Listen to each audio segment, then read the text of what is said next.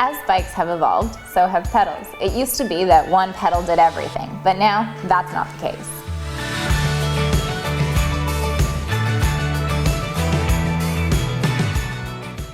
So when you start searching for a new pedal, you'll see words like clipless and flats and cages. It can be a little confusing, so let's start at the beginning. So let's start with the most basic pedal, the flat pedal. These ones are great for beating around town, commuting, especially if you don't want to get a second pair of shoes. You can also get a more aggressive flat pedal that comes with pins, and these grip into the bottom of your shoes. This is super popular for mountain bikers that don't want to clip in, as the pins that grip into your shoes provide a lot more stability and the pedal maintains contact with your shoe far better. Most of the things that confuses riders is the idea of clipless pedals where you actually clip in. Back when people started racing bikes, they wanted a way to make their pedal stroke more efficient, and so manufacturers invented toe clips. This was essentially a basket that you put your foot into with a leather strap to tighten it down, meaning you could get a more rounded pedal stroke, so you could pull up as well as push down.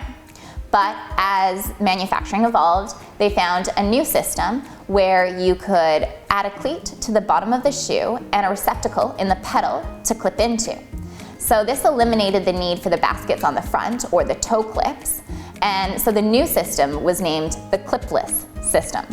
When you go for a clipless pedal, you're going to get more power in your pedal stroke because you have the opportunity to pull up on your pedal as well as push down, rounding out your pedal stroke. When looking at clipless pedals, you'll see two main different systems. One of the systems is a wider pedal. This one receives the 3-bolt mounting system cleat. So these are traditionally used by road users because they're lighter. The way they form to the bottom of your shoe means they're more aerodynamic.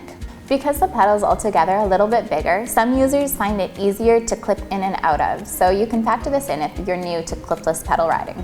The last thing is, because of the bigger surface area on the bottom of your shoe, it can reduce pressure points over longer rides because it's not a small surface area that the pressure is going down to.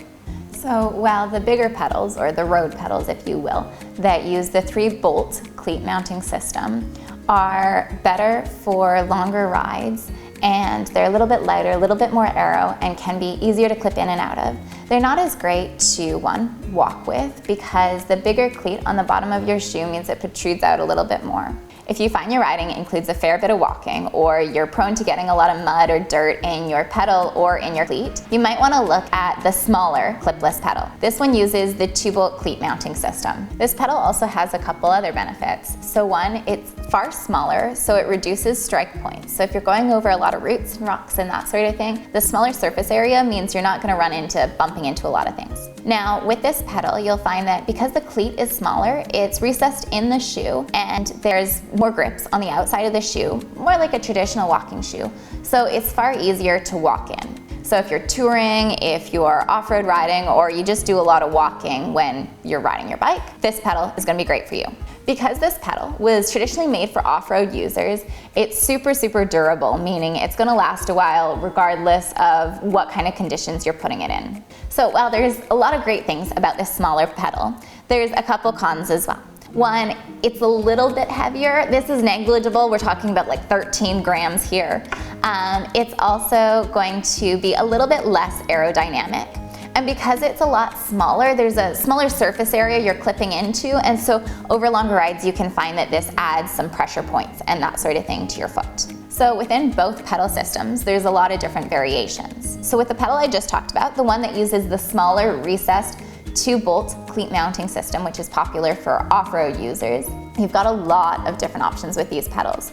So if you're a commuter or you want to use your bike for a bunch of different things and don't always want to ride with your riding shoes on, you can get one that has the clip on one side and then just a standard flat pedal on the other side, so you're able to use it for a lot of different things.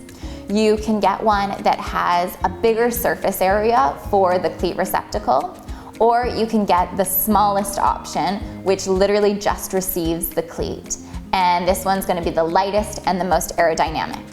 So with the other pedal, the one that receives the 3-bolt cleat mounting system that's super popular with road users, has a little bit less variation. This one has a base model, and then as you go up in price, you're going to find it gets quite a bit lighter, it gets more aero, and the bearings inside it make for a smoother pedal turnover. So if you're a first-time clipless pedal user and terrified about tipping over and being locked into your pedals, don't worry. On all of the clipless pedals, there's a little receptacle where we can loosen the pedal and make it super, super easy for you to clip in and out.